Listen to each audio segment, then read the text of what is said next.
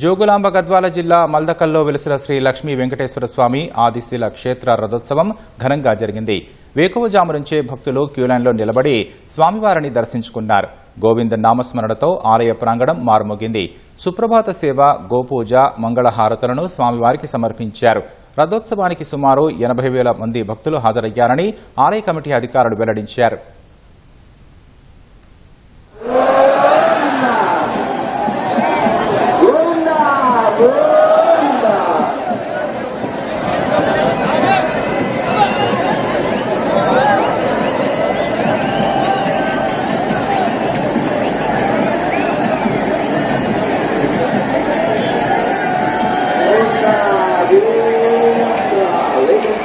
Govinda,